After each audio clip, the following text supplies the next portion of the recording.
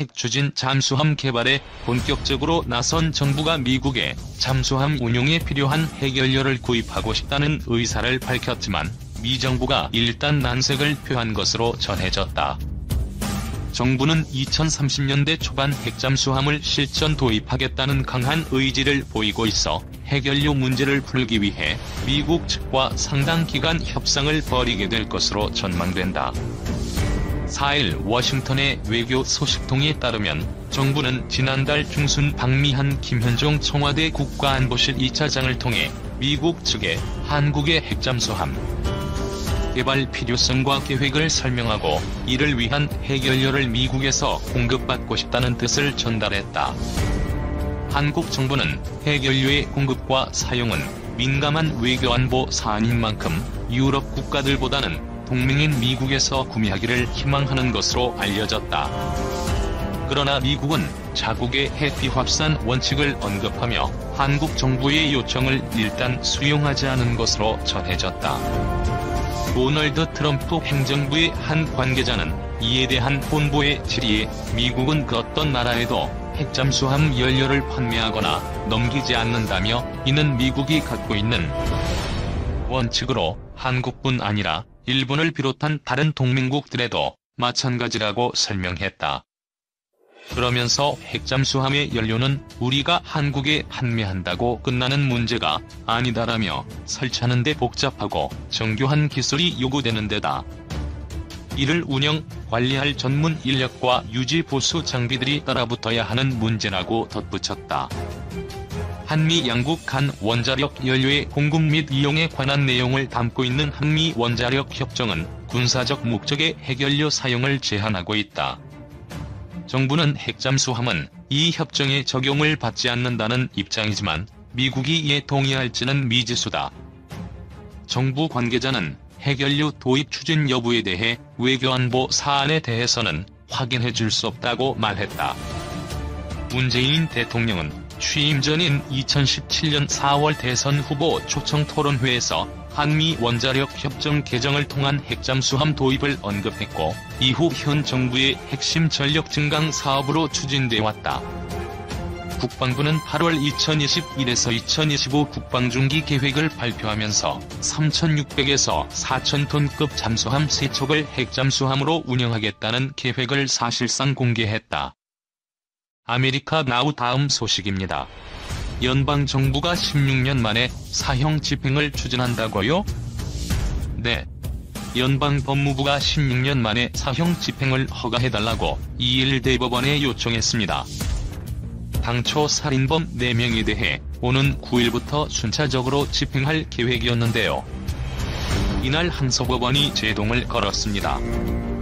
그러자 노엘 프란시스코 법무차관이 존 로버츠 대법원장에게 이 문제를 다시 판단해달라고 긴급 요청한 겁니다. 이 문제가 왜 대법원까지 간 겁니까? 소송이 잇따랐기 때문입니다. 지난 7월 사형 집행을 재개하겠다고 윌리엄 바 법무장관이 발표했는데요. 범죄 희생자들의 유족을 위해 법을 집행하는 것이 옳다고 강조했습니다. 법치주의 확립을 명분으로 내세운 건데요. 하지만 사형 집행 과정의 갖가지 문제에 관한 소송이 제기되면서 법원이 개입했고요. 결국 사법부 최고기관인 대법원이 이 문제를 살피게 된 겁니다. 소송이 제기된 근거는 뭔가요? 해당 사형수 가운데 일부가 새로운 형집행 방식을 문제 삼았습니다. 고통 없이 빠르게 숨을 끊는 펜토바르비탈이라는 약물 성분을 사용하는 방법인데요. 이에 대해 일부 사형수 측은 오심의 가능성이 있는 대상자가 적절한 과정을 충분히 거치지 않고 신속하게 죽음에 이를 수 있다고 주장했습니다. 이 같은 논란과 관련해 지난달 연방법원이 사형 집행 계획을 중단시켰습니다. 사형수들의 주장을 법원이 받아들인 건가요? 그런 건 아닙니다. 약물 사용에 대한 이견이 있기 때문에 논란이 해소될 때까지는 사형 집행을 보류해야 한다는 게 법원의 판단 요지였습니다. 하지만 법무부는 이런 판결을 수긍하지 않은 거군요. 그렇습니다. 당국은 법원의 판단을 받아들이지 않고 즉각 항소했는데요. 이날 워싱턴 DC 연방항소법원은 1심 판결을 유지했습니다. 그러니까 2심에서도 사형 집행을 진행하면 안 된다고 한 건데요. 그러자 법무부가 대법원의 하급심 판단을 뒤집어달라고 한 겁니다. 법무부 측은 논란이 해소될 때까지 형 집행을 보류하라는 법원의 결정이 법적 근거가 없다고 주장했습니다. 지금까지 16년 동안 연방정부가 사형을 집행하지 않은 겁니까? 네. 각주 사법당국이 사형을 집행한 적은 있었는데요. 연방정부 차원에서는 지난 2003년 이후 없었습니다. 그동안 사형에 사용되는 약물에 대한 논란이 많았는데요. 일부 독극물이 사형수들에게 극심한 고통을 준다는 주장 때문입니다. 일각에서는 이 같은 사형 집행 방식이 잔인하고 이례적인 형벌을 금지한 수정헌법 8조에 어긋난다고 지적했습니다. 각 주에서는 어떤 실정입니까? 주마다 규정이 달라서요. 사형제도를 아예 폐지한 곳도 있고 사형을 선고는 하지만 집행하지 않는 곳도 있습니다. 서부 해안에 있는 워싱턴주에서는 지난해 사형을 없애고 기존 사형수들의 형벌을 종신형으로 전환했고요. 캘리포니아주에서는 올해 초 개빈 뉴섬 주지사 임기 중 사형을 집행하지 않겠다고 선언했습니다. 사형을 유지하는 곳도 있는 거네요. 네. 현재 사형제도를 인정하는 주가 29개 남아있는데요. 지난해 사형이 집행된 사람은 모두 25명이었습니다. 이 가운데 텍사스주가 지난 1977년 이래 모두 563명을 집행해서 가장 많았습니다. 아메리카 나우 한 가지 소식 더 보겠습니다. 에너지부의 새 장관이 인준받았군요. 네. 댄 브루예트 신임 에너지 장관이 2일 상원 인준 표결을 최종 통과했습니다. 찬성 70표, 반대 15표를 얻었는데요.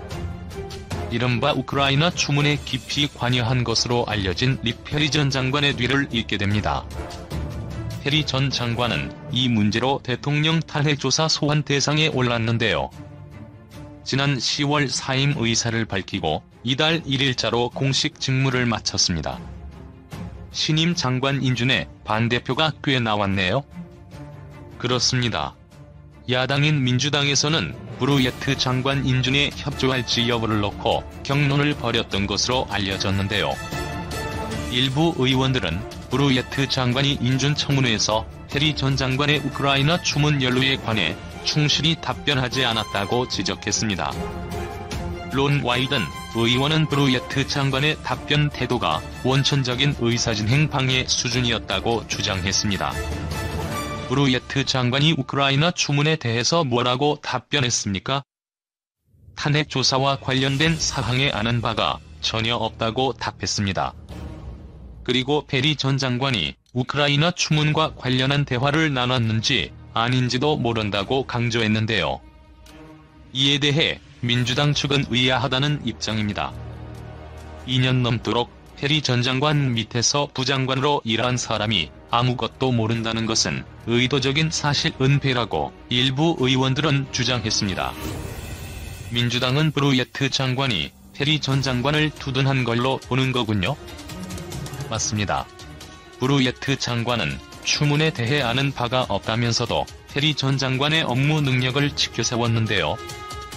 페리 장관의 지도력 아래 우리는 역사적인 진전을 이뤘다고 말했습니다. 그러면서 우리나라는 더 안전해졌고 더 번영하게 됐다고 덧붙였습니다. 릭 페리 전 장관이 우크라이나 추문에 어떤 식으로 연루된 건가요? 탄핵 조사의 단초가 된 이른바 내부 고발자의 문건에 페리 전 장관의 이름이 나옵니다. 트럼프 대통령에게 우크라이나 대통령과 통화하라고 권고한 사람으로 등장하는데요. 트럼프 대통령이 군사 원조를 수단으로 우크라이나 당국을 압박해서 조 바이든 전 부통령 일가에 대한 조사를 요구했다는 추문의 핵심 인물 중 하나가 바로 페리 전 장관인 겁니다. 페리 전 장관은 대선 주자를 지낸 공화당 중진 정치인입니다. 내부 고발자 문건 외에 페리 전 장관이 추문에 관여한 사실이 확인됐나요? 탄핵 청문회에서 해리 전 장관에 대한 진술이 나왔습니다. 트럼프 대통령의 지시를 받고 해리 전 장관과 협력했다고 고든 손들랜드 유럽연합 주재대사가 증언했는데요.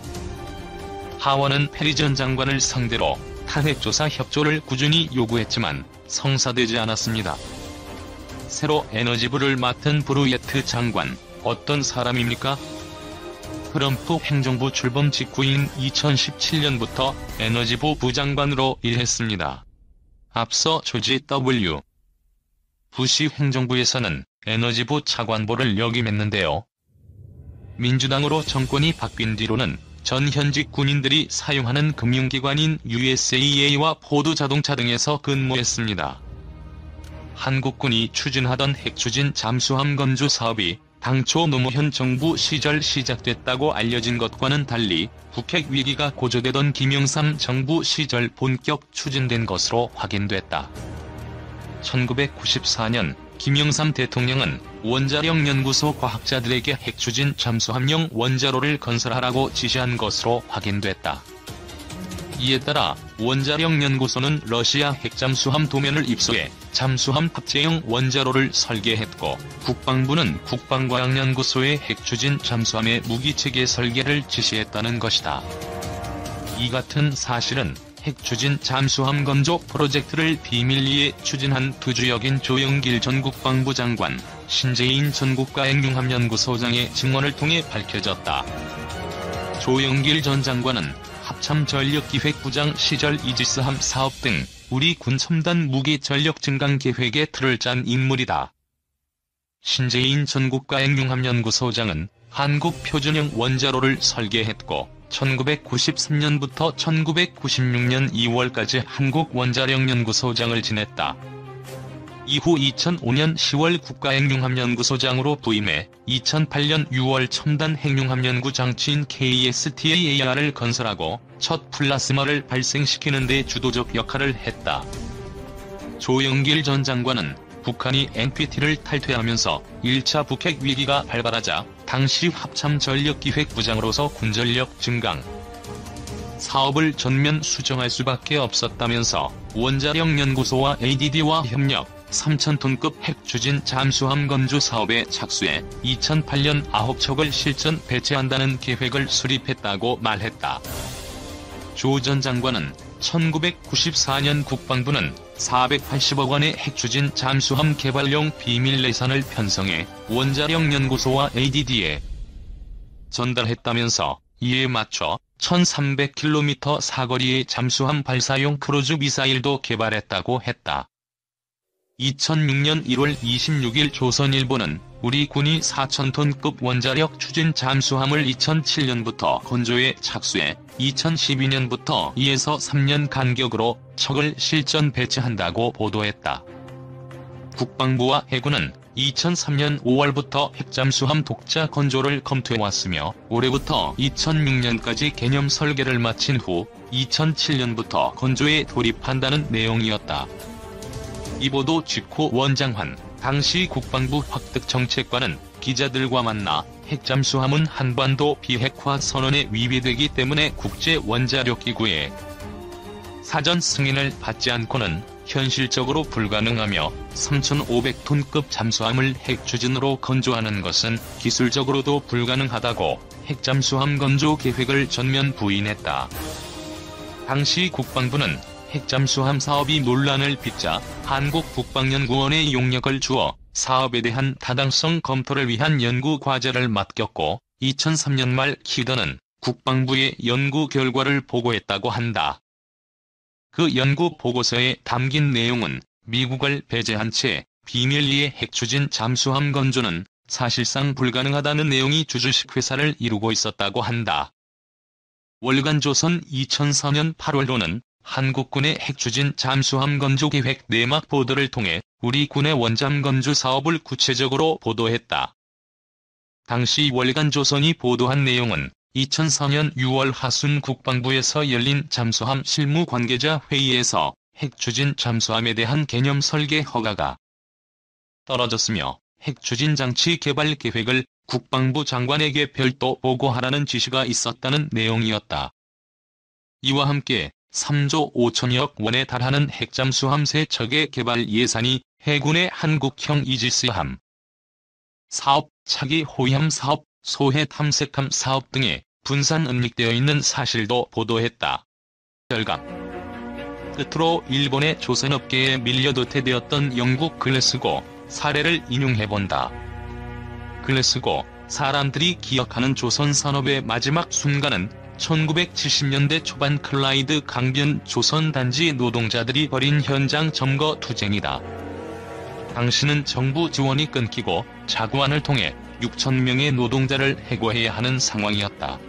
이때 노동자들은 야근은 지키겠다고 일어섰다. 노동조합은 정부의 보조금을 지원받을 때까지 일터를 지키겠다면서 출근했다. 노동자들의 자주관리가 시작되었다. 노동자들의 이런 투쟁에 비틀스의 존 레논과 유명 코미디언 빌리 코놀리 등 명사들의 지지 선언과 후원이 줄을 이었다. 그 뒤 글래스고 고반 조선소는 어떻게 되었을까? 1960년대까지 세계를 제패했던 고반 조선소 도크에는 잡초가 무성했다. 사택과 공동주택이었을 주변 동네는 전혀 정비되지 않은 채 낙서로 가득 차 있었다. 세계 1위 조선 산업국가의 조선소들은 버려진 채 희미한 흔적만을 남고 있었다. 책 13쪽. 세상에 정답은 없다. 영국처럼 정규직 위주의 고용을 유지하다 파국을 맞이하는 것보다는 한국처럼 상대적으로 유연한 인력 구조를 만드는 게 위기에 강한 것은 분명한 사실이다. 그러나 중국 등 위협적인 경쟁자들이 출현하는 상황에서 현재와 같은 고용 구조로 기술 혁신을 지속적으로 추구할 수 있을지에 대한 의문도 제기된다. 더 나아가 이런 식의 분단 노동시장 구조가 지속되는 것이 과연 정당한 일인지에 대한 문제제기도 이루어질 수 있을 것이다. 한국을 대표하는 양대 조선사의 인수합병 가능성이 높아지는 것은 경쟁 구도의 약화 측면에서는 분명히 환영할 만한 일이나 현재와 같은 고용구조를 어떻게 바꿔놓을 것인지에 대한 고민도 필요한 시점이 아닌가 생각된다. 임진왜란은 조선이 승리한 전쟁, 충무공 이순신 장군의 전성시대라고도 불러도 될 만큼 한국이 뜨겁게 달아오르고 있다. 현직 대통령이 충무공을 소재로 한 소설을 감동 깊게 읽었다고 밝혔는가 하면 현직 부장판사는 충무공에 관한 평전을 내놓았고 급기야 KBS TV는 이순신 장군을 소재로 한 드라마를 방영키로 했다.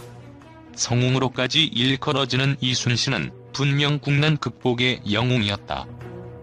그러나 정치적, 역사적 맥락을 갖추지 못한 채 애국주의를 고취할 목적으로 그의 삶과 업적이 이용되기도 하여 오히려 세계 해전사에서 유래를 찾아보기 어려운 이순신과 조선 해군에 대한 정확한 평가를 방해하는 요소로 작용하기도 했다는 지적을 받아왔다. 그러므로 영웅순국 사관에서 벗어나 역사적 사실 자체를 바탕으로 이순신과 임진왜란의 실체적 모습을 보여주는 것이 필요하다고 지적되어 왔다. 이순신 장군의 재평가 작업을 벌이고 있는 연구가들이 공통적으로 주장하는 것은 이순신 장군의 영웅적인 면모가 움직일 수 없는 사실일지라도 그를 둘러싼 각종 인물과 사건에 대한 역사평가는 공정해야 한다는 것이다. 이들은 오늘날 정설로 굳어진 이순신 일대기가 조선 왕조 시대에는 정조에 의해서 대한민국 건국 후에는 박정희 대통령에 의해서 주도된 국가 사업의 결과임을 강조한다. 이순신 장군 연구의 가장 중요한 1차 사료인이 충무공 전선은 탕평책을 한창 펼치던 정조의 엄명에 의해 1795년에 편찬되었다. 또 이순신 장군에 관련된 유물 유적이 정리되는 등 집중적인 연구가 이루어진 것은 쿠데타로 집권한 박 대통령의 제3공화국 시대였다. 물론 기존 정설을 신봉하는 연구가들은 새 조류가 등장하는 것을 매우 비판적으로 바라본다. 선조실록 등 몇몇 문헌의 사료적 가치에 의한 임진왜란에 대한 재평가가 가능하다 하더라도 이 문헌 역시 당장의 또 다른 산물이기도 하므로 이들 기록을 액면 그대로 믿어서는 안 된다는 뜻이다. 그런데 이순신 장군에 대한 재평가가 이루어지고 있는 것에 발맞추어 임진왜란에 대한 평가도 새로워지고 있는 것은 사실이다. 임진왜란 초기에는 일본인들이 조총을 갖고 있었기 때문에 조선군이 고전했지만 대형 화기, 즉 대포나 자동 발사화기에서는 일본보다 월등하게 우세했기 때문에 전세를 뒤집었다고 평가한다. 그러므로 왜군이 철수한 것은 도요토미 히데요시가 갑자기 사망했기 때문이 아니라 그가 사망하지 않았더라도 왜군은 곧바로 철수하지 않을 수 없었다고 추정한다. 말하자면 임진왜란은 초기에는 조선이 불리했지만 왜군이 철수하지 않을 수 없도록 전황이 바뀌었기 때문에 결과적으로 조선이 임진왜란의 승리자라는 것이다. 임진왜란의 성격이 이와 같이 재평가받을 수 있는 것은 두말할 것도 없이 조선 수군의 역할이 큰 작용을 했다. 조선 수군은 원균, 장군이 칠천량 전투에서 패배하기 전까지 단 한 번도 패배하지 않는 기적을 이뤄냈다. 더구나 칠천량 전투에서 조선 수군의 함선은 대부분 파괴되었으므로 막상 명량해전에 즈음하여 이순신 장군이 지휘할 수 있는 배는 고작 13척이었다. 그럼에도 불구하고 이순신 장군이 지휘하는 조선 수군은 133척에 달하는 왜수군을 대파하여 세계 해전사를 다시 쓰게 만들었다. 그렇다면 임진왜란이 발발하기 전까지 당파 싸움이나 일삼던 조선 수군이 어떻게 연전연승하면서 왜수군을 격파할 수 있었는지 의문스럽지 않을 수 없다. 앞으로 사회에 걸쳐 조선 수군이 왜군에게 대승을 거둘 수 있었던 요인인 우리나라 조선 역사와 기술, 임진왜란 당시의 활약한 함선과 화포, 거북선의 전설과 거북선을 과연 찾을 수 있는가 등에 대해 집중적으로 검토한다. 삼면이 바다인 우리나라에서 배의 사용이 매우 오래되었다는 것은 유물로도 알 수 있다. 선조들이 다른 문명과 마찬가지로 처음에는 물에 뜰 수 있는 나무 토막, 조롱박, 갈대나 가죽 주머니 등을 이용하여 강이나 바다 속으로 들어가 어로 작업을 했을 것은 당연한 일이다. 그 후 수상 생활에 따른 경험이 축적되자 통나무의 가운데를 파낸 통나무배가